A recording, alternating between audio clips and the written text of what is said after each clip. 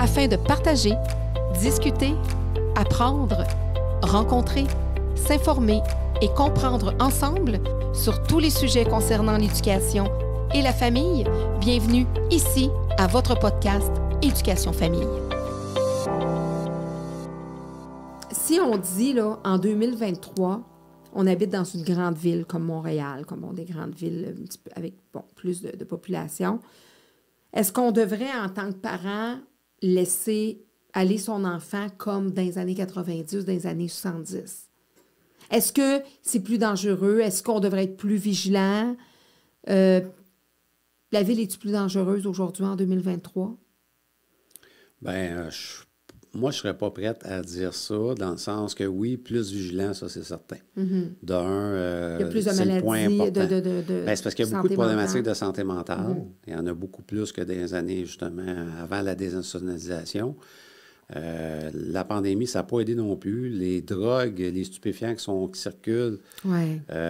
Il y a beaucoup de dépression, les conditions socio-économiques. En tout cas, il y a un paquet de facteurs qui font en sorte que l'itinérance en monte. Mm-hmm. Les problèmes de santé mentale montent. Il y a des prédateurs qui se promènent malheureusement dans les communautés. Donc, oui, les parents doivent être extrêmement vigilants, puis les parents doivent mieux communiquer avec les autres parents. C'est ton rôle comme parent de savoir ton enfant, il s'en va où, il s'en va jouer avec qui, qu'est-ce que tu lui permets de voir, la famille, où est-ce que tu envoies ton enfant, ils vont-tu y mettre un film porno, ils vont-tu y mettre ils vont-tu jouer à des jeux vidéo pendant 2 heures de temps où ce qui tue le plus de monde personne, puis que le parent, « oui, yes sir, tu y arraches non, la ça, tête. » c'est vrai. Puis, tu vois, oui. moi, c'est drôle parce que j'ai choisi où je demeure, dans un vieux quartier, parce que je voulais pas me retrouver dans un quartier, c'est un peu bizarre, là, de dire, bien, si tu es quartier où juste des jeunes familles, tu sais, que les enfants se retrouvent dans la maison de l'autre, puis tu sors dehors, puis tu sais pas il est où. Je voulais pas vivre ça, moi, en tant que parent. Tu sais, je juge pas par rapport à ça, là, mais je voulais pas vivre ça. Je m'étais dit, bien, moi, je déplacerai mon enfant pour aller jouer avec un enfant que je le sais que c'est de bon, tu sais, que je vais avoir. Ça va bien dans la famille. Puis que, tu sais, je vais être comme, pour moi, c'est plus... Sélectif. Moi, plus sélectif. Puis moi, j'ai toujours dit à mes enfants, puis encore aujourd'hui, c'est un peu un running gag, mais j'ai toujours dit ça à mes enfants, vous ne répondez pas aux inconnus ni aux connus. Mm-hmm. Moi, j'ai toujours ça. Vous savez, vous ne répondez pas aux inconnus ni aux connus, parce qu'on sait que souvent, c'est les connus qui vont faire... Tu sais, puis moi, je donnais souvent un exemple pour qu'ils comprennent, parce que des fois, tu peux dire ça à la blague ou tu peux dire ça même sérieusement à tes enfants, tu ne réponds pas aux connus, aux inconnus ni aux connus. Moi, je leur prenais toujours mon cousin qui est policier. Moi, s'il se présente à la maison puis que je vous dis pas, ben un tel va venir à 3 heures chercher quelque chose. S'il sonne à la porte puis je vous ai pas dit, même s'il est policier, même si c'est mon cousin, s'il se présente pas parce que j'ai peur de mon cousin puis que je pense qu'il va être dangereux, c'est pour leur donner l'image qu'il nous a pas avisé, il passe de façon impromptue, il est habillé en policier, en SQ, ben tu réponds pas. Tu réponds pas aux connus ni aux inconnus, puis même s'il y a un uniforme, puis qu'on le connaît. Okay. Tu sais, pour moi...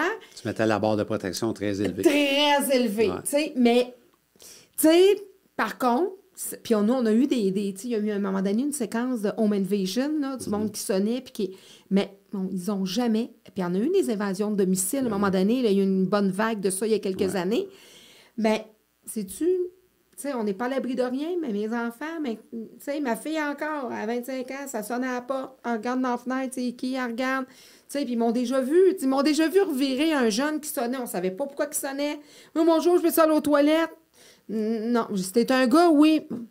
Comment t'es capable de pisser dans la rue? Tu sais, j'avais été...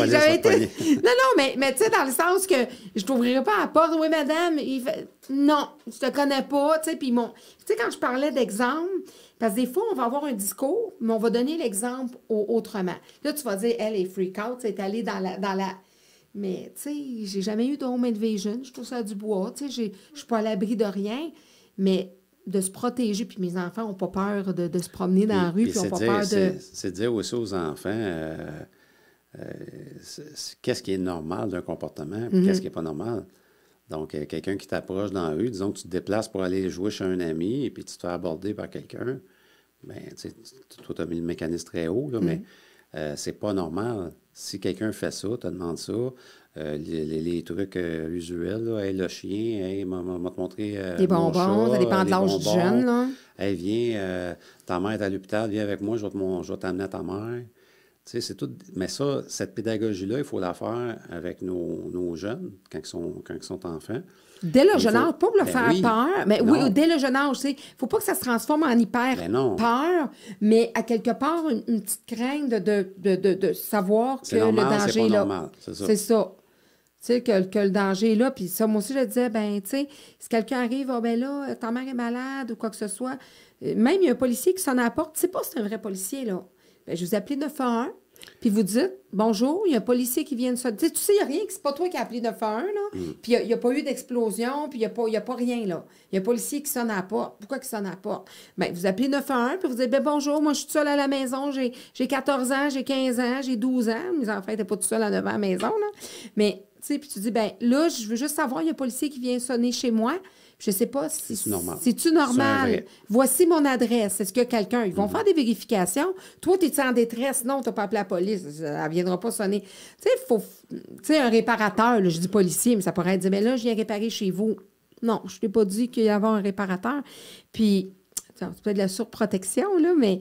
Tu sais, je me dis. Mais une chose est certaine, c'est qu'on ne devrait pas s'empêcher. Moi, je suis un gars de Montréal, puis mes enfants jouent dans la ruelle, puis faut pas virer dans l'hypervigilance Mais non. parce que s'ils ne jouent plus jamais, puis ils sont toujours poignés à l'intérieur, c'est déjà le cas, et on est dans un monde de jeux vidéo, mais là, on ne les met plus dehors.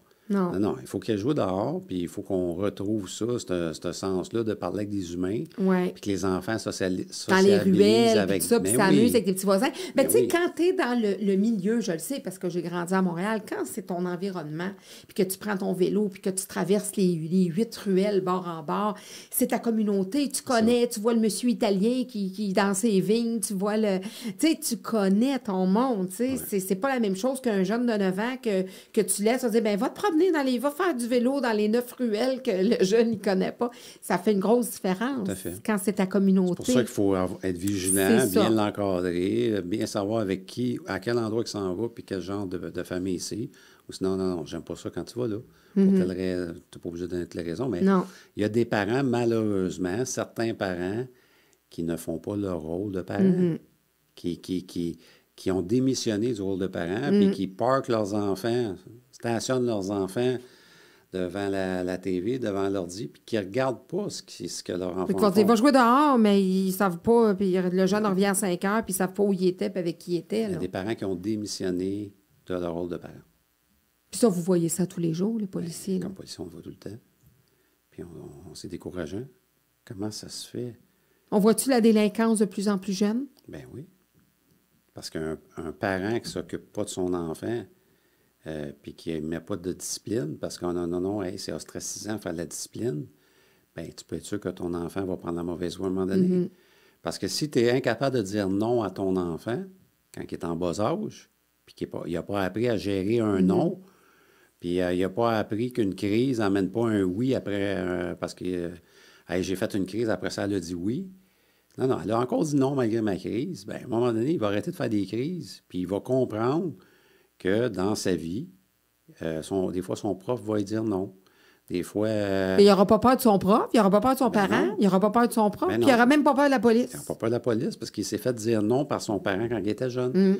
Puis s'il se fait juste dire oui, ben il va péter une coche. Il va péter une crise à son professeur parce que, moi, quand je fais une crise avec ma mère, ça marche. Puis là, hey, tu devrais être à mon écoute. Puis là, le prof, combien de profs que moi, j'ai des amis profs, là. Puis ils sont... Et des fois, ils font venir les parents, puis ils comprennent pourquoi Pourquoi? l'enfant Oui, est de même. ben oui. Parce que La tombe- le parent la tombe défend tombe pas l'enfant. loin. Ouais. Oh, mais non, mais mon enfant à la maison, il n'est pas comme ça. C'est parce que tu dis oui tout le temps à la maison. Si tu lui disais non, des fois... Ben, c'est pour ça que quand ce jeune-là arrive à des comportements, moi, j'ai déjà écrit un article là-dessus, c'est comment engendrer le parfait délinquant. Bien, ça en fait partie. Bien, ce jeune-là, quand il y a des comportements délinquants, après ça, il arrive devant la police, puis il n'a pas peur de la police. Là. Non, la Ça police, aussi, la il a dû police- avoir une évolution là, Ben, des tout à nouvelles fait, la générations. police va dire non. Hein? Tout le monde me dit oui, moi. Ah, t'as pas le droit, moi, T'as je pas sais. le doigt, je j'ai vais des pas doigts, grave, j'ai on va des y doigts, aller. j'ai des doigts. T'as pas le droit de faire ça. Ben, je m'excuse, mon homme, mais je peux faire ça. Mhm. Tu sais, à un moment C'est donné... pas grave, je sais qu'ils vont me ressortir, puis Ben ils vont oui. aussi, puis je suis mineure, puis... Exact. Tu sais, là, C'est ça. c'est ça. Y a-tu un moment ou des moments où tu t'es dit, hey, je suis content de ce que. Tu sais, là, j'ai fait une bonne shot, là. Tu sais, dans le sens que il y a eu. C'était beau. Tu sais, c'était comme. Ben, plusieurs. Ouais. Tu sais, avec humilité, je pense que j'ai sauvé quelques vies dans ma carrière. Puis, ben, il y en a deux qui me viennent vite en tête. Une autre violence conjugale dans Hochelaga Maisonneuve. Les voisins appellent, disent OK, ça brasse dans l'appartement à côté. On arrive là quand même assez rapidement parce qu'on n'était pas tellement loin. Puis on monte les escaliers en silence, on écoute à travers la porte qu'est-ce qui se passe, parce qu'on veut se donner des motifs d'intervention. Puis là, j'entends faiblement un râlement, genre T'es en train de se mais faire étrangler. oui, mais quelque chose de pas fort, là. Puis je dis, je pense qu'il y a quelqu'un qui est en train d'être étranglé. Fait que là, je dis à ma partenaire, j'ai dit, regarde la poignée de porte, si elle est ouverte, si c'est barré ou pas barré. Parce que si c'est barré, je vais défoncer. Je n'aviserai pas que je suis là, Mais là. non. Je donne un coup de pied dedans ou j'essaie de défoncer le plus vite possible. Mais elle dit, non, elle est ouverte. OK, parfait. Go. Là, on rentre dans le logement à toute vitesse. Quand je rentre dans le logement, le gars, il est par-dessus la femme. Il la tient comme ça au sol. Puis il est en train de l'étouffer au sol, là. Puis elle est là, comme dans un film. Puis là dans ma tête, c'est vite, parce que je ne sais pas mais de fait combien secondes de qui temps? restent. Fait que là, lui, je le prends, je saute dans son dos, je le prends, puis lui, j'ai fait ce qu'on appelle une prise par l'encolure. Fait que je le prends comme ça, je mets son cou ici, puis là, c'est à lui de se faire étrangler, mais par une police. Puis là, je serre. La prise du sommeil. Oui, la prise de sommeil. Puis là, je serre, puis j'ai dit, lâche-la, tu comprends-tu? Là, je commence à l'avoir, il commence à faiblir. Puis là, il fait comme relâcher un peu ses mains. Je le mets à côté, je dis à ma partenaire, OK, menotte. Là, elle menotte. Puis là, si on arrivait, disons qu'on avait été 2 coins de rue plus loin, là, C'était moi. ben je sais pas, Ouais. peut-être qu'il aurait lâché une Ouais. extrémiste. Ouais. Mais j'étais tellement content.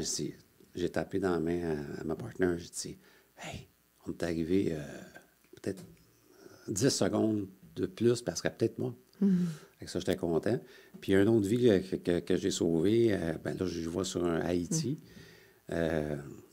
Oui, parce que tu as été missionnaire en Haïti, là, Ouais. c'est ça. On n'a pas parlé encore Non. de tes affaires, de tout ce que tu as fait. On a parlé de ton De- expérience de terrain, mais tu as été missionnaire en Haïti. Ben, j'étais policier. Ah, policier. On appelle ça missionnaire. OK. Policier missionnaire pour l'ONU entre 2013 et 2014. Celui de OK. 2013, Qu'est-ce qui t'a amené là? ben, dans mes objectifs de carrière, je me suis toujours dit que ça serait bien de vivre ça, une mission un peu humanitaire comme policier, de sortir de ma zone de confort, d'aller voir une expérience de vie, puis une expérience humaine. Puis, ça faisait plusieurs années, mais j'attendais que mes enfants soient plus vieux pour être capable de partir. Puis, c'est ça, j'ai fait le processus, puis ça me tentait de voir autre chose dans ma carrière, puis d'aider différemment, une population différente. Puis, Haïti, je trouvais que c'était la mission parfaite pour moi, là. Fait que j'ai réussi à y aller. Fait que tu étais là combien de temps? 1 an. 1 an. Ouais. Puis qu'est-ce qui t'a amené là-bas? Qu'est-ce que tu as trouvé là-bas que tu n'as pas trouvé ici au Québec? En fait, tous les policiers qui y avaient été avant moi, lorsqu'on est en préparation pour y aller, parce que c'est quand même un bon processus, me disaient tu ne changeras rien en allant là-bas, là. Parce que le système, il est sclérosé, il est corrompu. Donc, tu ne peux pas faire de gros changements. Tout ce que tu peux faire, c'est des petits changements. Donc, mets pas la barre trop haute parce que tu vas être déçu. Donc, fais des petits changements dans la vie de certaines personnes. Puis êtes-vous bien accueillis quand vous arrivez là, des policiers Ben, étrangers? nous autres, on était très bien accueillis. Puis, moi, je travaillais avec des policiers. Je n'étais pas à Port-au-Prince, j'étais on appelle ça les Gonaïves, là. OK. Donc, c'est dans l'Artibonite, le département de l'Artibonite, qui a les Gonaïves puis Saint-Marc. J'ai commencé au Gonaïves, puis après ça, j'ai été à Saint-Marc pour le reste de ma mission. Puis, ce que j'ai remarqué en parlant avec les policiers, en parlant avec les Haïtiens qui étaient des civils, c'est que les policiers canadiens étaient très bien reconnus. Puis moi, j'ai au moins 3 policiers qui m'ont dit au fil de mon année, quand tu, parce qu'on est rendu au-dessus, là, mais quand les policiers canadiens, vous nous donnez des conseils, ça ne veut pas dire qu'on va les suivre, mais on vous croit. Parce que le Canada, c'est une démocratie, puis vous avez une police professionnelle, puis on sent que vous nous respectez comme peuple, puis comme Haïtiens. Puis, fait que ça, je l'ai entendu d'au moins 3 policiers, puis d'autres personnes, des civils. Puis ça m'a surpris. La phrase suivante, il y a des policiers qui m'ont dit, c'est pas comme les Africains. Quand les Africains viennent ici, il y en a beaucoup qui nous regardent de haut. Puis pourtant, on parle d'Africains noirs, donc les Haïtiens noirs. Ils nous regardent de haut, ils nous regardent comme si on était une sous-race ou on était un petit peu inférieur. On se sent inférieur comparativement avec eux autres. Alors qu'en Afrique, ils ont les mêmes problèmes qu'ici qu'en Haïti. Dans certains pays africains, ils ont les mêmes problèmes que les Haïtiens. Fait que ça, je l'ai entendu de policiers haïtiens. Puis là, moi, mon monde, bon Dieu, je pensais qu'il y avait une solidarité. Je pensais que dans mon... De communauté noire, si on peut dire. Moi, je me disais, les Haïtiens pensent tous pareil. Puis là, c'est en Haïti que j'ai compris que les Haïtiens ne pensent pas tous pareil. C'est comme les Blancs, puis c'est comme les Chinois, les Asiatiques. Puis une communauté, là, il y a différents courants de pensée. Puis c'est pas vrai que tout le monde a la pensée unique. Puis là, j'entendais des histoires d'Haïtiens qui me disaient, ah, Stéphane, on pourrait en parler longtemps, là. Mais les Haïtiens, pas tout le monde qui pense pareil, là. Non. Puis là, j'ai compris qu'il y avait de la ségrégation, puis il y avait de la discrimination qui existait à l'interne des Haïtiens. Oui. Mais ça existe aussi des Africains, certains Africains, pas tous les Africains. Puis tu faisais de la patrouille là-bas? Tu étais comme patrouilleur, là, OK. Moi, j'accompagnais des policiers haïtiens qui étaient, disons, qui s'en allaient sur des appels ou qui avaient des informations, qu'il y avait eu un massacre dans un village. Dans ce temps-là, tu prends comme une année sabbatique, puis tu t'en vas là? T'es payé par le pays là-bas? On continue à avoir notre salaire de Montréal. OK. Fait que ça, le salaire rentre encore. Puis en plus, on a une prime de l'ONU. OK. Donc, l'ONU, étant donné que tu travailles pour l'ONU, c'est qu'ils te donnent une prime supplémentaire. OK. Fait que c'est payant parce que tu as une prime américaine pendant que tu es là. Donc, tu es payé à Montréal, puis tu as une prime. Puis, mais tu es dans une communauté différente. Puis là, tu fais, tu sais, c'est encore des humains, mais c'est complètement différent. Là. Il y a beaucoup de pauvreté. Il y a beaucoup de pauvreté. Il y a des choses qui passent là-bas qui ne passent pas ici. Mais oui. Qui sont acceptées au sein de la communauté, qui ne sont pas acceptées ici. Moi, je me souviens, parce que notre rôle là-bas, la mission est terminée depuis 3 ans, là, mais notre rôle, c'était de professionnaliser la police haïtienne, leur donner des bonnes techniques en respect des droits de l'homme. Puis, il y a des choses que j'ai vues, puis j'en revenais pas. Non, ça, tu fais pas ça. Bien, je l'ai fait.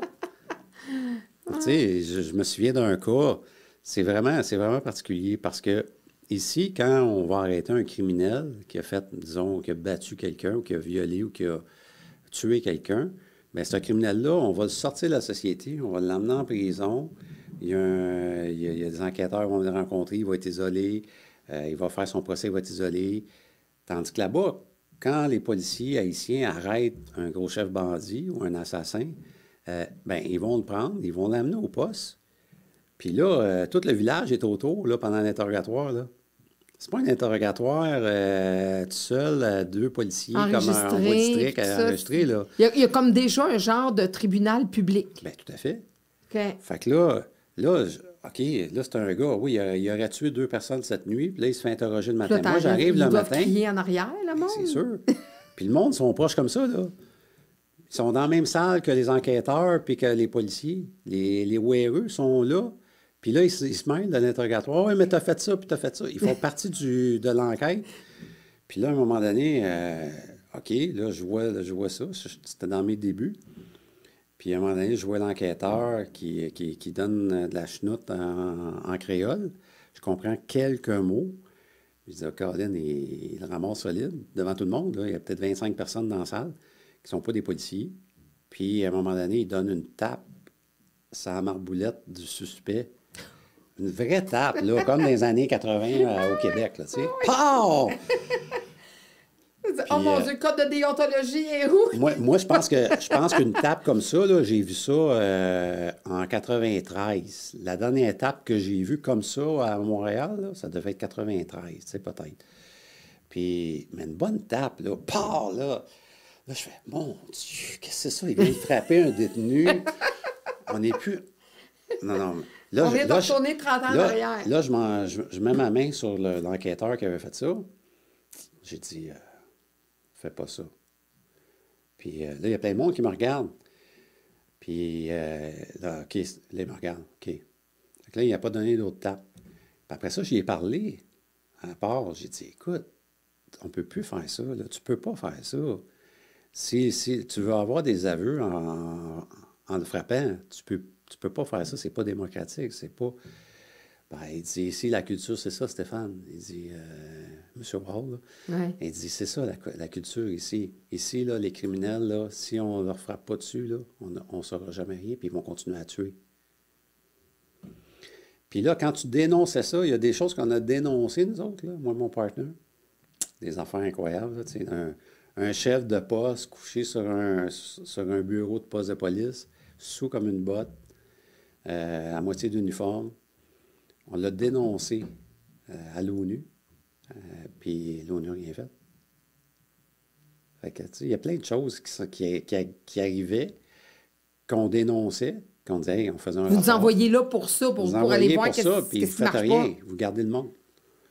Fait que c'est ça. Tu sais, Pour bien paraître politiquement, mais on ben, prend l'argent. c'est des missions pour l'apparence. Mm. Tu sais, c'est... Donc, Ils savent qu'ils ne vont pas changer grand-chose. Ils savent qu'ils ne changeront pas grand-chose. Fait que Il y en a peut-être qui vont prendre un peu de ce que vous avez amené, tu sais, de dire, écoute, regarde, ça... Mais puis ils n'ont pas tort, des fois, de dire, regarde, ça marche comme ça, parce que les criminels disent, c'est comme ça que ça marche. Les criminels s'attendent à être frappés par des polices, puis les polices s'attendent à être battus puis assassinés par des criminels. C'est ça, là-bas. Là-bas, tu as énormément de policiers qui sont assassinés par des gros chefs bandits. Puis des fois, tu as des policiers qui sont des criminels eux-mêmes. Ben oui. Ça nous est arrivé à un moment donné dans une des patrouilles qu'on a faites. On arrive dans un poste, puis le policier n'a pas son gun. Vous n'avez pas d'arme aujourd'hui? S'il se passe quelque chose, vous allez faire quoi? Ah non, je sais pas, je l'ai perdu. Vous l'avez perdu? Vous avez perdu votre arme à feu? Mais la réalité, c'est qu'avant, le soir avant, il devait être sous. Peut-être pas sous même là. Puis pour manger, il a pas assez d'argent, fait qu'il vend son arme à un criminel. Ou des fois, lui-même est un criminel la nuit. Tu sais. Là-bas, ça existe, là, des policiers corrompus qui sont aussi des criminels. Puis il a fait disparaître l'arme pour... oui, j'ai perdu. Je vais attendre que l'ONU m'en donne un autre. Puis, parce que c'est géré par l'ONU, là, ces corps policiers-là. Bien, c'est qu'ils sont en support. Dans le temps là, de cette mission-là, c'était pas géré par l'ONU. La police haïtienne avait sa hiérarchie, puis son département. Puis, mais chaque exemple, tu avais un commandant haïtien, bien, tu avais un commandant, tu avais un alter ego qui venait de l'ONU. Puis chaque étage, tu avais ça. Le directeur général avait un directeur général de l'ONU qui venait le conseiller. Mais une fois que tu as fait ton conseil, là, puis que les autres se retrouvent entre eux autres après, ben une fois que tu es parti, des fois, le naturel en revient au galop. Ben, tout à fait. Tu disais, qu'est-ce que tu as aimé faire? Il y a quelque chose que tu as aimé, justement, en Haïti? Deux choses. Tantôt, je disais sauver une vie. On avait travaillé 16 heures cette journée-là, parce qu'on travaille tout le temps, quand tu n'es pas en congé. Quand tu t'en vas là, tu travailles 4, 5, 6 semaines, puis après ça, tu prends une semaine de congé. Okay. Puis, on est dans la piscine, il est peut-être 6 heures le soir. On avait travaillé la nuit et le jour. Il y a une piscine à l'hôtel. Puis là, à un moment donné, mon superviseur, qui est un Français de France, un Français de Lyon, qui était de l'ONU, Stéphane, il dit, il se passe quelque chose dans notre piscine. Là, je regarde. Puis, au moment où je regarde, il sort un petit gars de la piscine. Puis, ils le mettent sur le dos, sur le pavé. Mais personne ne sait quoi faire. Ils l'ont sorti de la piscine, mais personne ne sait quoi faire. Là, je sors de la piscine, je commence à courir. Puis, pendant que je cours, je vois que personne ne sait faire la respiration artificielle. Là. Puis là, j'entends mon Français, qui est encore un ami, qui me dit « Stéphane, tu sais quoi faire? Je dis « Oui, oui. » Puis je parle presque pas. Je dis « Oui, oui. » Là, j'arrive au corps qui est inerte, puis là, je regarde, je fais les signes vitaux, puis je vois qu'il n'y a pas de signe, il y a pas de signe, le cœur ne bat pas, il ne respire pas. Je commence à les Massage cardiaque. compressions. Ouais. Je fais des insufflations. En théorie, on n'est pas supposé faire des insufflations à quelqu'un qu'on ne connaît pas. OK. Ça a commencé dans ces années-là.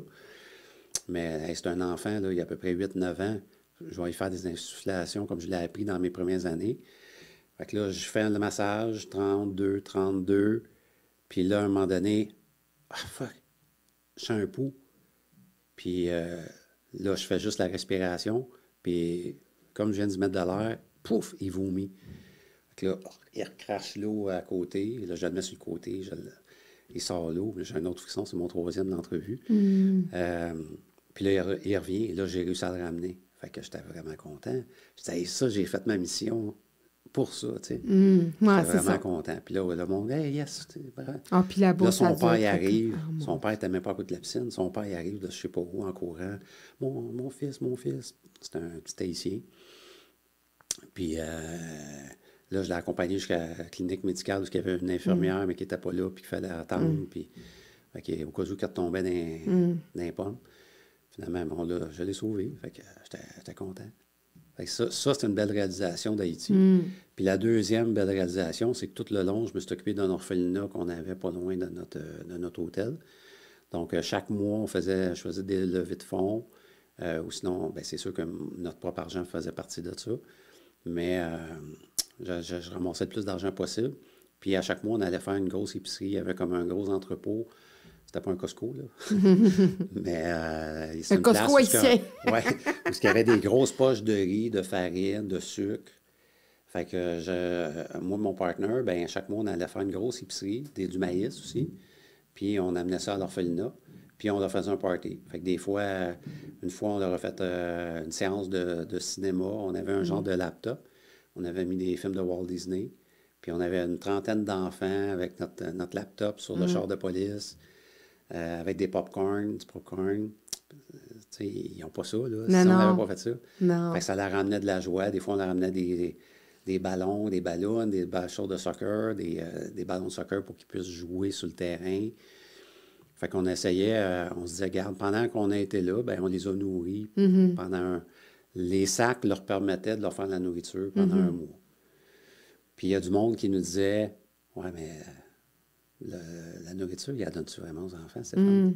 Ben, je sais pas, mais je peux pas y checker. Non, non. Ça se peut qu'eux autres, ils vendent ça la Ouais, nuit. Tu sais. Toi, tu ouais. leur ramènes une belle grosse poche, puis peut-être qu'après ça, les J'ai eu une éducatrices- entrevue, moi, ici, Lexi, d'une fille qui était allée en stage en Afrique, puis elle a démantelé un orphelinat où c'était de la traite des Blanches. Bon. Tu sais, c'est ça, fait que, tu sais, on sait jamais, mais, tu sais, on peut pas. Mais tu as dû voir beaucoup plus de prostitution juvénile là-bas? Bien, là-bas, il y a un phénomène qui s'appelle les restes avec. OK. Les restes avec, c'est souvent des gens qui vont avoir perdu leurs parents, soit assassinés par des gangs. Ou les tremblements de terre. Les tremblements de terre. Puis c'est des filles et des gars qui vont être recrutés ou recueillis par des membres de la famille, des fois éloignés. Hey, je vais t'envoyer chez ma tante qui est dans une autre province, un autre département. Tu vas aller vivre avec eux autres. Fait que, ils restent avec d'autres personnes. Puis c'est des mineurs. Puis, étant donné que ça coûte cher, disons que tu as une famille, puis tu as 4 enfants, puis le père ne s'occupe pas vraiment de... Parce que là-bas, c'est comme ici, là. Malheureusement, c'est que tu as des cultures où ce que le père est absent. Puis ils ont plusieurs femmes, plusieurs enfants, mais avec plusieurs femmes. Puis, envoyer les enfants à l'école en Haïti, ça coûte des cobs, ça coûte de l'argent. Puis là, je suis capable d'en envoyer 3 sur 4, mais la 4e est assez vieille, elle est assez à l'école, elle va s'occuper des 3 autres. Elle n'ira pas à l'école. Puis là, tu m'en envoies une 5e, elle n'ira pas à l'école, puis elle va être l'esclave. Fait que les restes avec sont un peu les esclaves d'une petite famille, des familles. Puis des fois, c'est les esclaves sexuels. OK, ça passe par la prostitution. C'est les esclaves sexuels dans la famille. Ah, ouais. Oui. Et sont exploités. Ils sont exploités au niveau du travail domestique, puis sexuel. Puis sexuel. Ouais. My God. On appelle ça des restes avec. Des restes avec. Ils appellent ça comme ça. Oui, ils restent avec. Il reste avec Mme Micheline. Il reste avec Mon oncle M. était. Guy. C'est spécial, hein? Ouais. Puis on est en 2023, puis on dit, hey, ça Ça se existe. passe, ça existe encore. Ouais. Écoute. Là, tu fais de la formation parce que tu es à la retraite, mais tu es hyper actif. Tu fais de la formation pour les jeunes policiers, c'est ça? Mais là, j'en fais plus parce que je suis retraité. Là. OK. Donc, tu en faisais quand tu étais policier. Oui. Moi, ben là, on n'a pas parlé de mon troisième événement. Oui. Mais on peut parler de ça. Oui, avant. oui, c'est vrai, ta troisième Je vais essayer de faire une visite. histoire courte. Oui. Ça fait 13 mois que j'ai eu ma prise d'otage. Je pense que je suis guéri. Un soir, on a un appel. En fait, l'appel est dans le centre-sud, puis nous, on est dans Hochelaga, pour un autre vol qualifié dans un restaurant, le Petit Extra, sur Papineau puis Delormier. OK. Restaurant français. Le suspect est rentré là, a fait le hold-up avec un couteau et est parti dans la ruelle à l'arrière, poursuivi par les cuisiniers. Puis éventuellement, il a poignardé un des cuisiniers sur le coin de la rue. Puis quand il donne l'appel, ben il n'y a pas personne qui répond parce que c'est une grosse soirée d'été, 17 juin, 18 juin. Beaucoup d'appels. Puis nous, on vient de se mettre disponible dans Hochelaga-Maisonneuve. Fait que là, je regarde ma partner, je dis, Colin, personne qui répond. Je dis, on est loin, mais peut-être qu'on va y aller. Puis finalement, personne ne répond. Fait que je dis, OK, madame, 23-2, on est loin, mais on va y aller. Parce que c'est quand même un gros appel, ça prend une police, là. Fait qu'on s'en va, on prend Notre-Dame, full pin, on monte vers Ontario, on arrive à Delormier. OK, le super poignardé, un cuisinier, on arrive, on voit le cuisinier avec son sarrau blanc, avec du sang. OK, faites une pression, l'ambulance s'en vient, elle n'est pas loin, parfait. Donc, on entend un superviseur du secteur que lui aussi s'était mis en coop avec nous autres, qui dit, OK, là, les citoyens m'informent que le suspect a essayé de rentrer dans un char au pont Jacques-Cartier. Tu sais, quand on arrive, on traverse le pont, puis qu'on arrive de l'autre bord, la rue Ontario a toujours un feu rouge, puis là, il y a toujours une série de voitures qui est là. Bien, lui, il essayait les portes pour rentrer dans un char, poursuivi par les cuisiniers. Puis là, il a trouvé un char de touristes américains. Il s'est assis en arrière, il a mis le couteau en arrière de la gorge du conducteur, qui était un homme d'une 60aine d'années, avec sa femme. Première fois, eux autres arrivaient, je pense, de Boston. Ils arrivaient à Montréal, puis ils se font hijacker. On appelle ça hijacker tout de suite en arrivant. Peut-être qu'à Boston, c'est commun, mais... Oui, tu dis, bon, on va aller pas très dépaysés. Hey, on va aller à Montréal, c'est tranquille, comme ville. Ah, un couteau en dessous de la gorge. Fait que, il y a un couteau en dessous de la gorge. Quand on dit que la vie, là, c'est comme... Ouais. C'est ça. Fait que là, il dit, OK, il dit, ça c'est le superviseur, il dit, je vais intercepter un char, là, il serait dans ce véhicule-là. Il intercepte le véhicule de Lormier, pas loin de la rue de Rouen, qui est un petit peu au nord d'Ontario. Nous, on s'en vient à côté. Ma partenaire est conductrice, moi je suis passager. Là, je dis à Nathalie, va voir avec le superviseur, dis-moi ce que tu vois, l'angle, parce qu'on a des angles différents. Puis là, le superviseur dit au conducteur, pas au conducteur, mais au suspect, OK, sors de l'auto, t'es pris, laisse aller le monsieur, sors de l'auto. Là, il sort. Il s'en vient en arrière du véhicule qui venait de voler, en tout cas, d'hijacker. Puis, moi, de mon angle, je vois pas s'il y a quelque chose dans la main. Puis là, je dis à Nathalie, y a-tu quelque chose dans la main? Elle dit, oui, il y a un couteau plein de sang dans sa main droite. Fait qu'encore là, sa cuisse cache le couteau de la manière dont je suis placé. Fait que là, je commence à parler. Puis moi, tout le long que je m'en viens, je me dis, hey, ça ressemble à ce que j'ai vécu l'année passée, un vol qualifié. Il vient de poignarder quelqu'un, est-ce que c'est un haut risque? Puis là, je commence à faire des liens avec ce que j'ai vécu. Puis là, je commence à parler, c'est moi qui prends le lead de l'intervention. Je verbalise le suspect en français en premier. Écoute, qu'est-ce qui se passe avec toi? Là, c'est sûr, on est plusieurs policiers, tu ne pourras pas t'en aller. Mets ton couteau à terre, il y a des solutions. Tu m'entends-tu? Mets ton couteau à terre, on va trouver des solutions. Je sors la même cassette que j'ai essayé qui n'a pas marché. Puis en même temps, je me dis, hey, je suis encore poigné dans une situation de merde, moi, là. Puis... là, le suspect, lui, complètement... Il ressemble à Jason dans Friday the 13th. Il a un genre de chienne de garagiste, des pieds à la tête, 6 pieds 1, 230 livres, puis il n'a pas de cheveux. Puis il regarde en avant, il est gelé. J'ai su après que c'était le PCP. Il est gelé, puis tout ce qu'il fait, c'est regarder les 3 policiers devant lui comme ça, puis il ne bouge pas pantoute. Puis, à un moment donné, là, je parle, il fait demi-tour, puis là, il s'éloigne de moi. Fait que là, il me donne son dos. Fait que moi, je le suis en arrière avec mon arme à feu. Puis là, je vois un quatrième policier qui arrive à ma droite, puis lui, un grand bâton de 36 pouces pour l'anti-émeute. Mais quand tu as quelqu'un avec un couteau, tu ne dois jamais essayer de le frapper avec un bâton. Parce que le bâton, il n'est pas magique. Puis il va te poignarder. Si tu es trop proche, il va te poignarder, c'est facile. Puis tu ne dois pas te battre avec quelqu'un qui a un couteau. Ça, c'est la base. Puis moi, là, je le suis. Puis là, je me dis, mon Dieu, je dis, je suis encore dans une situation que je vais peut-être être obligé de faire feu. Puis s'ils foncent sur moi, je vais tirer. Puis je suis convaincu encore ce jour que s'ils avaient foncé sur moi ou sur un policier, j'aurais été capable de faire feu. Je suis encore convaincu de ça. Tu n'aurais pas bloqué, mettons, Non. à cause d'un traumatisme. Toi, tu sais que tu aurais... Dans ces circonstances-là, je suis sûr que j'aurais tiré. Mais là, il marche. Puis là, je dis il s'appelle Léo. Je dis, Léo, lâche le bâton, prends le poire. Là, il prend son poivre de Cayenne. J'ai dit, vide ta bouteille, la canette. Fait que là, il vide sa canette sur le côté du visage, mais le gars, il se tasse un peu comme ça. Fait qu'il reçoit plus le gaz ici. Mais il continue à marcher. Puis là, ça marche pas. Puis là, je me rends compte finalement que, mon Dieu, où est-ce que je suis rendu? Parce que j'étais comme en vision tunnel. Puis il vient de rentrer dans un dépanneur qui était juste sur le coin, qui vient de fermer il y a 1 an à peu près. Puis là, je suis dans le cadrage de porte. Fait qu'il se passe, qu'est-ce que tu disais tantôt, qu'il ne faut pas que le suspect avance parce qu'il peut... Bien, il ne faut pas qu'il se rende un otage. Non, c'est ça. Puis là, moi, je le vois, il est dans le couloir. Puis là, dans mon angle mort, je vois un Asiatique, une femme ou un homme. Je ne suis pas capable parce que je ne me focus pas sur ça. Mais je vois qu'il s'en va chercher un otage. Puis là, dans ma tête, je me dis, Stéphane, il ne faut pas qu'elle cherche un otage. Tu le sais, tu as eu ta formation, tu as le droit de faire feu. Il s'en va chercher un otage avec un couteau, il a poignardé quelqu'un. Tu as le droit. Oui, je sais que j'ai le droit, mais là, j'ai encore le même délai. Mais c'est pas 1 minute et demie, là. Là, c'est 24 secondes, 30 secondes, je ne sais pas. Puis, je le fais-tu, je le fais pas. Puis, Stéphane, si tu fais ça, ils vont dire que tu es un assassin, là. Tu peux pas t'en tirer 2 fois en 13 mois. Là, ils vont dire, non, c'est un gars-là. Il aime ça tirer, il aime ça tirer, c'est un tueur, c'est un cow-boy. Tu pourras pas t'en tirer. Puis là, qu'est-ce que je fais? Le poivre ne marche pas, le bâton, ça ne marche pas. Puis dans une situation comme ça, quand ton cerveau ne peut plus être conscient de la décision qui va être prise, raisonner, tu tombes dans ce qu'on appelle un peu ton cerveau reptilien.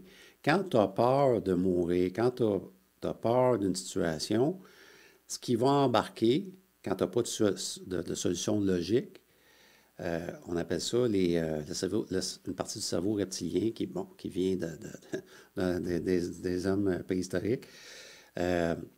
C'est que là, tu vas réagir avec les F qu'on appelle.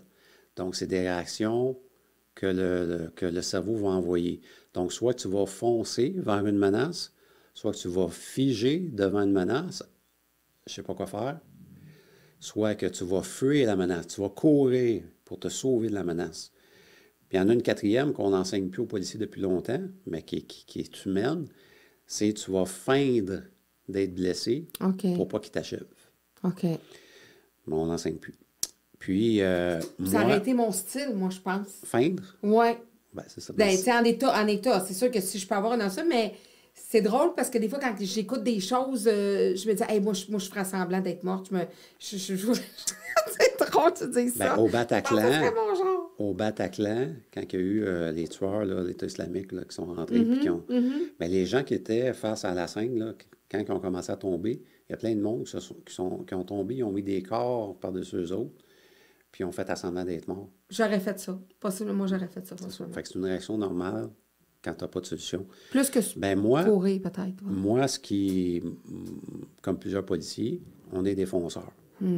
Ben, moi, ce qui a embarqué, c'est... Première chose que je me suis rendu compte, je n'étais pas capable de tirer. J'ai même pas pris la décision. Je me suis retrouvé, je suis dessus. J'ai fait un encolure avec ma main gauche. Je m'étais rendu compte que j'avais encore mon arme. J'ai mis ma main par-dessus son bras avec le couteau. Puis j'ai mis ma main ici. Puis là, je serrais pour l'amener à l'inconscience. Le plus que je pouvais en tirant ma chemise comme ça. Je l'ai garoché dans le comptoir à ma gauche. Puis là, je serrais pour l'amener à l'inconscience. Puis là, je commençais à l'avoir. On dirait qu'il commençait à faiblir. Mais il y avait encore le couteau dans les mains. Puis là, j'ai vu mon partenaire arriver, Léo. J'ai dit, Léo, vois-tu son couteau? Il dit, non, je ne le vois pas, Stéphane. Il dit, vous êtes par-dessus, je ne le vois pas, je ne le vois pas. Puis là, il a pris comme un dernier souffle. Il a fait comme, bien fort, le suspect. Puis là, il s'est relevé avec moi sur le dos. Il s'est retourné vers la porte d'entrée où on est juste d'entrée, là, 7-8 secondes, 10 secondes. Puis ma partenaire, qui était la troisième policière entrée dans le dépanneur, bien, elle a vu le gars se revirer vers elle avec le couteau. Elle a vu que j'étais là. Puis elle s'est dit, il peut faire ça dans le visage à Stéphane, ou il peut faire ça dans sa cuisse. Ouais. Fait que moi, je l'entraînais, cette fille-là. Puis je faisais déjà de la préparation mentale avec elle, de la visualisation. Puis là, elle n'a pas fait ni une puis deux. Mais je ne savais pas que c'était elle. Ce que j'ai vu, c'est... je l'ai vu là, puis là, j'ai entendu un coup de feu. Puis bang! Puis là, on est tombé au sol, moi puis le suspect. Puis là, j'ai vu qu'il commençait à être blanc. Sa peau devenait blanche parce qu'il était blessé. Puis il commençait à faiblir. Là, je disais, allez... Puis là, j'ai vu que j'avais mon gun. Puis je disais, allez, oh, OK, menotte. Puis finalement, je me suis relevé debout. Je disais, ah non, fuck. Puis qu'est-ce que j'ai fait? Tu pensais que c'était toi qui avais tiré? Non, c'est pas ça. Je savais que quelqu'un avait tiré. Puis peut-être ça aurait été moi. Mais qu'est-ce que j'ai fait? Pourquoi je me suis battu avec ce gars-là? Ouais, ben oui, parce que tu n'aurais pas dû, selon. C'est là que tu disais l'erreur. C'est ça que tu disais l'erreur que tu as faite tantôt. Je me suis mis à risque. Puis j'ai forcé ma partenaire à faire feu parce que je n'étais plus capable de faire feu. Ça a été toi qui aurais dû faire feu. C'est moi qui aurais dû faire feu. Puis là, je m'excuse, Nat. Elle s'appelle Nat. Je m'excuse, j'aurais pas dû te mettre ça sur toi. C'est moi qui aurais dû le faire. Oui, mais Stéphane, tu pouvais pas à cause de l'année passée. Oui, je n'étais pas capable. J'ai bloqué, je n'étais pas capable. Puis là, je m'en voulais. Puis là, on a été emmenés les deux à l'hôpital. Éventuellement, cet événement-là a fait que c'est devenu ma blonde. On s'est rapprochés, disons. Mais là, je m'en voulais beaucoup. Puis quand je suis revenu au travail, 10 jours après, ben je chantais que les gens n'étaient pas d'accord avec ce que j'avais fait, de m'être battu avec un gars avec un couteau. Je chantais un jugement. Là, il a comme failli, là, il y a encore des séquelles, là, il n'est plus top notch. Oui, puis personne ne me disait comment tu vas. Hey Steph, ça va-tu? Contrairement à mes autres événements. Là, je me sentais pas bien. Je me disais que je suis plus une police. Puis, oui, je viens de faire un petit sac, là, mais je me disais, maudit, je suis plus une police. Je suis plus capable de me défendre. Je suis plus capable de défendre un citoyen. Puis là, je m'en allais prendre ma retraite. Moi, c'est arrivé en juin. J'ai fait l'été quand même. Puis heureusement, le gars n'est pas décédé. Ça m'a enlevé un petit peu ses épaules. J'ai fait jusqu'à l'automne, mais j'avais la mort dans l'âme. Chaque fois que je faisais un chiffre, j'avais plus confiance en moi. J'ai dit, si j'ai un autre, je ne serais pas capable. Puis en septembre, j'ai dit, OK, il faut que je fasse d'autres choses de ma vie. C'est trop. J'ai avisé celui qui m'avait fait ma rétroaction un an avant. J'ai dit, écoute, je vais prendre ma retraite, je vais démissionner. Il dit, non, il dit, arrête de faire ça, il dit, tu viens me voir. Puis là, j'étais voir le formateur d'emploi de la force. Puis là, il m'a dit, Stéphane, avec la rétroaction, tu es un des rares policiers à avoir 3 fusillades en 9 ans. Tu t'en mets trop ses épaules. Puis toi, là, tu devrais redonner au suivant. Parce que ce que tu vis présentement, d'autres vont le vivre. Donc, tu devrais trouver matière à rester là-dedans puis à aider, former puis là, enseigner les autres qui arrivent. vont le faire comme toi, qui vont passer des mêmes craques que toi. Puis je disais, hey, c'est pas fou ce que tu dis là. Puis il m'a fait comprendre mes blocages. Puis il m'a donné, en me posant les bonnes questions, comment je pourrais traiter ça dans une autre situation similaire. Puis là, après ça, quand je suis sorti de là, j'ai dit, OK, je pense que je vais continuer pour donner au suivant. Puis parce que je suis capable d'avoir ma 4e fusillade. Je le sais quoi faire dans ma 4e fusillade. J'avais un autre plan que je m'étais rajouté. Puis j'ai pas eu de 4e fusillade, finalement. Sauf je t'en que... souhaite pas une autre, là, parce que ça veut pas dire qu'il ne peut pas en arriver une. Si tu n'arrêtes pas de mettre ça en mouvement, là, tu peux en avoir une comme civil, tu n'auras pas de gun. C'est pas grave, j'ai des plans. Mais là, à partir de 2006, en fait, ça, c'est arrivé en 2001.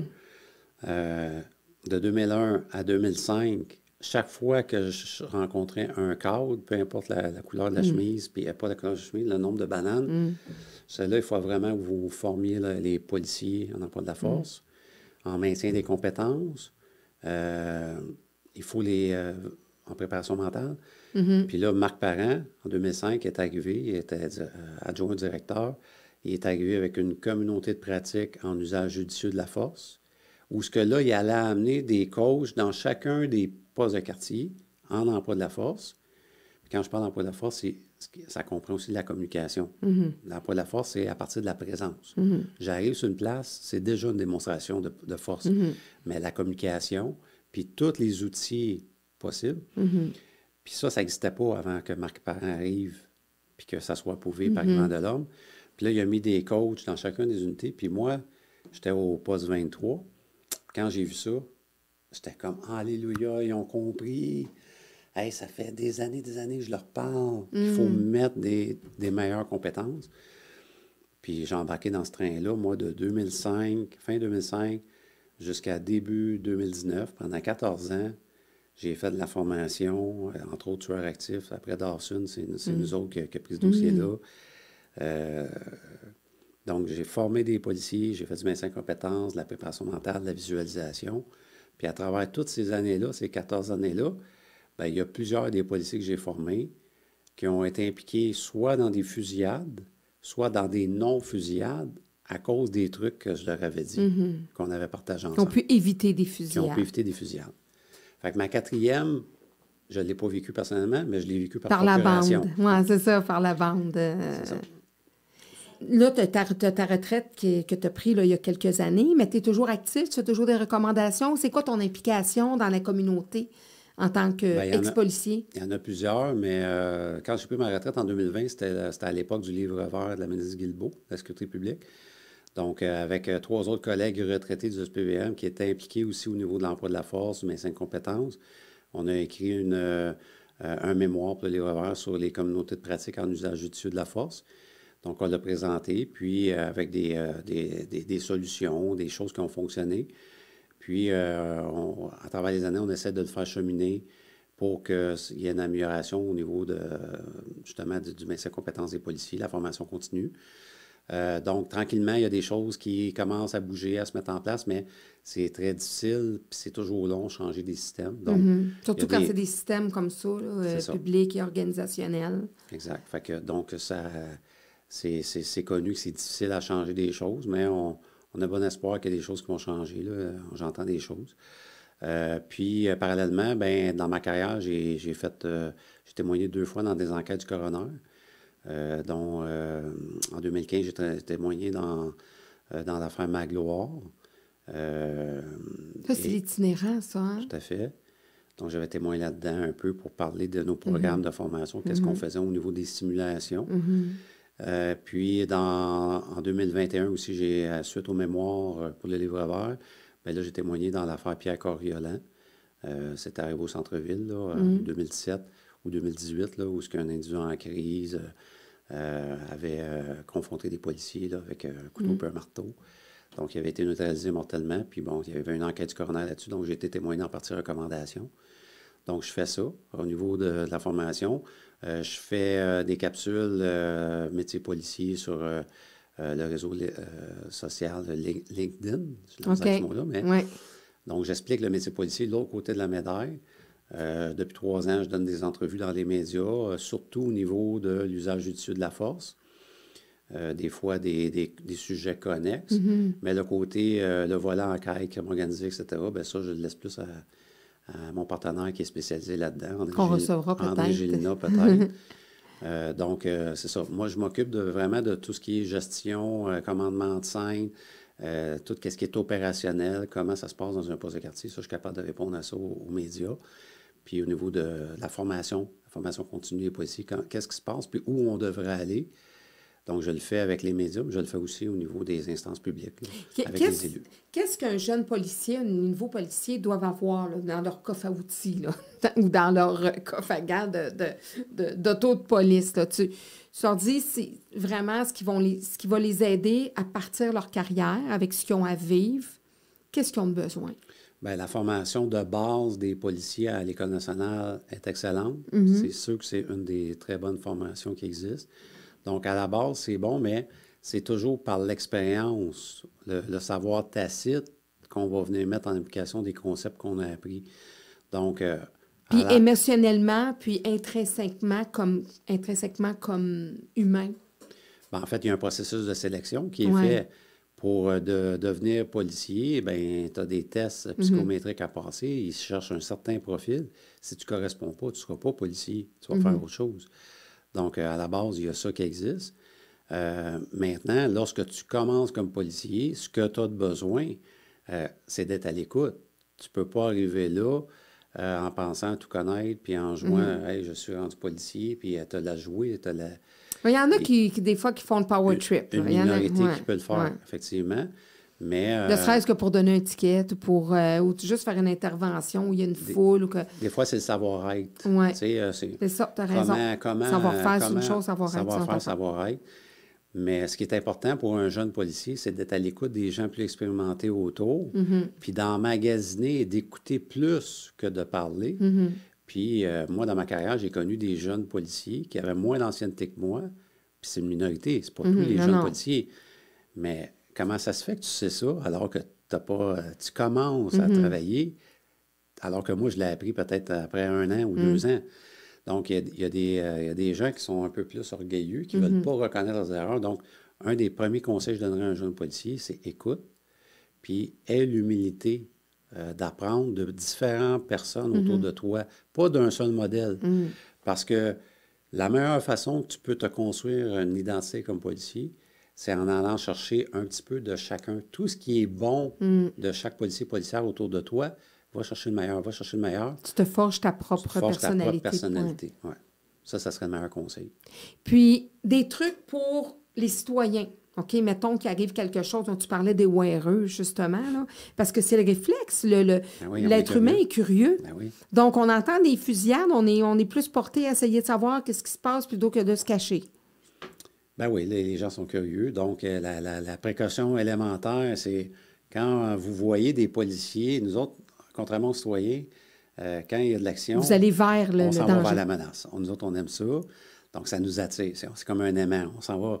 Mais quand on est un citoyen et qu'on voit que les policiers se précipitent à un endroit, Tu t'en vas le sens inverse. bien, pas nécessairement sauver à l'autre bout, mais fais juste prendre un pas de recul, dire, OK, qu'est-ce qui se passe? Je peux continuer à regarder, il n'y a pas de problème. Là, on est curieux. Ça dépend de la Mais chose qui je vais me arrive. cacher un peu. Je Ouais. vais peut-être me mettre sur un coin de mur, regarder. Je ne resterai pas dans le milieu de la rue, ébahi par ce qui se passe, ou je ne me rapprocherai pas trop des policiers parce Pour que essayer de filmer, parce je que vais les réseaux peut-être sociaux, interférer. les Ben, c'est téléphones, ça. ça doit être épouvantable. Donc, des fois, on intervient dans la rue, puis là, ben, tu as des gens qui ne connaissent pas le métier, puis qui pensent qu'on fait de la brutalité alors qu'on essaie de maîtriser quelqu'un dans la technique que je vous ai expliquée tantôt.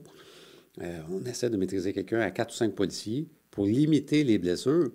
Mais là, il y a du monde qui vont dire « Ah, brutalité policière, brutalité Ils sortent policière! » leur téléphone. Puis... Mais ce que les policiers, on va faire, c'est on veut avoir un périmètre pour travailler. Donc, sécuritaire, parce qu'on ne veut pas se faire sauter dans le dos par quelqu'un, ça arrive des fois. Donc, on va repousser les gens.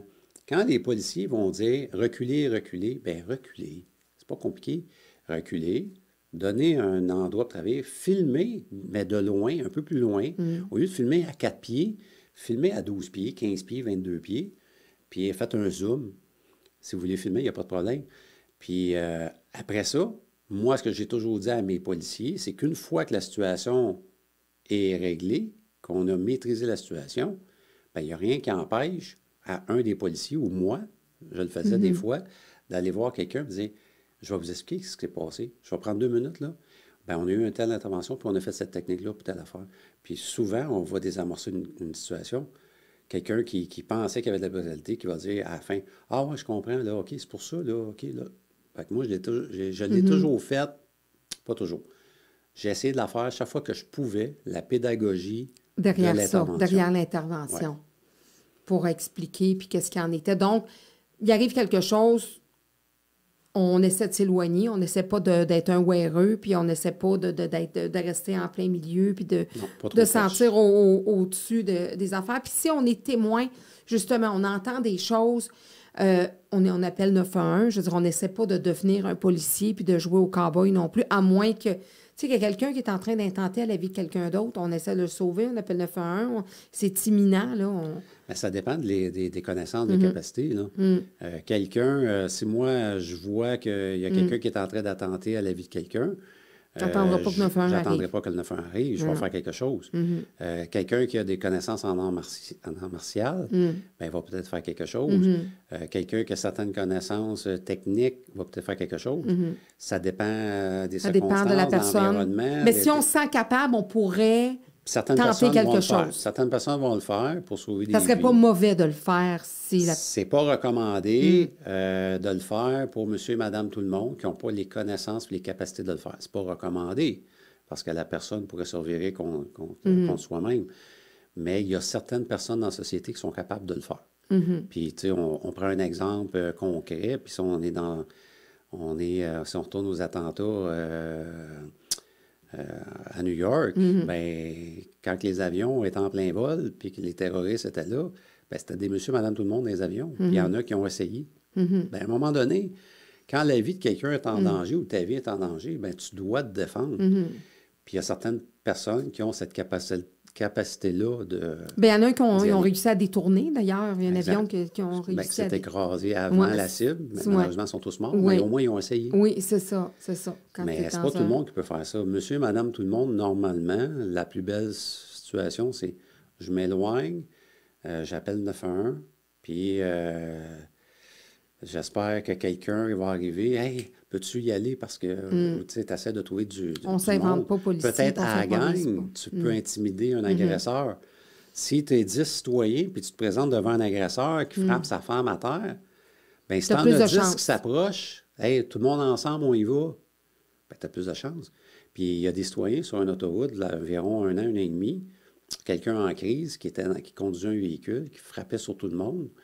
Ben, c'est des citoyens qui sont sortis de leur véhicule puis qui ont maîtrisé le gars avant que les policiers arrivent.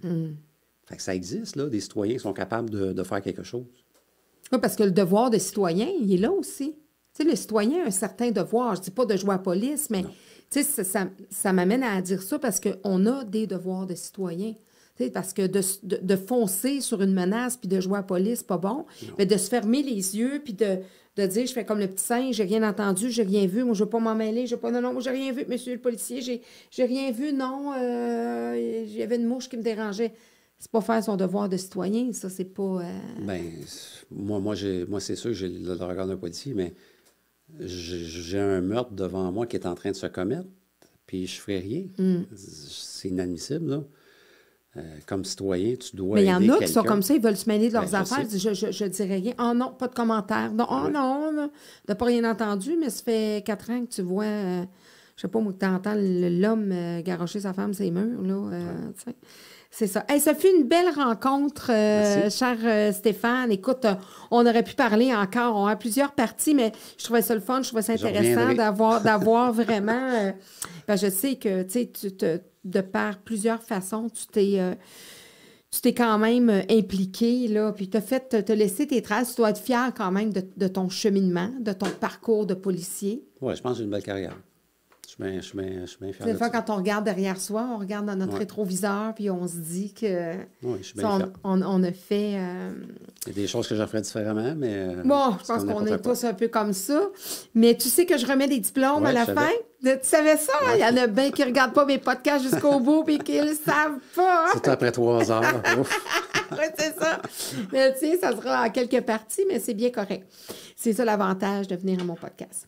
Donc, certificat d'engagement décerné à Stéphane Wall pour le métier de dévouement envers l'autre qu'il a choisi, pour les mal-aimés, les incompris et les êtres à défi qu'il a guidés et accompagnés, pour toutes ses vies sauvées, pour la confrérie et la camaraderie policière soutenue, pour son implication active au sein de sa communauté, j'aurais pu dire celle d'Haïti aussi, pour les documents pertinents rédigés afin d'améliorer la pratique policière, pour les nombreuses formations effectuées auprès de ses collègues, pour la sensibilisation, la collaboration et l'implication continue envers son métier de policier, pour son organisation citoyenne engagée, pour les conditions et ressources améliorées au bénéfice des jeunes policiers, pour son désir constant de vouloir améliorer notre société, pour tous les enfants qui pourront toujours rêver et convoiter son métier. Oui, hey, c'est une belle finale, ça. Oui, habituellement, j'ai toujours des belles finales. Surtout qu'on en a parlé au début. Oui, ben parce que je trouve que c'est intéressant que des hommes comme toi, puis c'est pour ça que je me suis dit ça durera le temps que ça durera, parce que je me dis, s'il y a des jeunes ados qui, comme toi, ont fait une petite niaiserie, se retrouvent devant un policier, puis qui ont juste le goût du métier de policier, ben ils vont pouvoir écouter le podcast puis dire, ben, regarde, cet homme-là a été policier à Montréal pendant des années, il a vécu 3 fusillades, bon, fait que je me dis, ben c'est une bonne, une bonne bio de policier, une bonne biographie de policier qui va dire, ben regarde, voici ce qui peut m'attendre, ça sera pas la même chose, mais c'est ça la vie d'un policier dans une grande ville. Puis je me dis, ben ça peut être formateur, puis ça sera toujours accessible à ceux qui rêvent. Parce que ça existe encore, le rêve des petits gars, des petites filles policiers. Une chance. C'est tellement un beau métier. Oui. Ben merci infiniment, puis je te souhaite une belle retraite active. Merci, ça continue. Merci Claudine.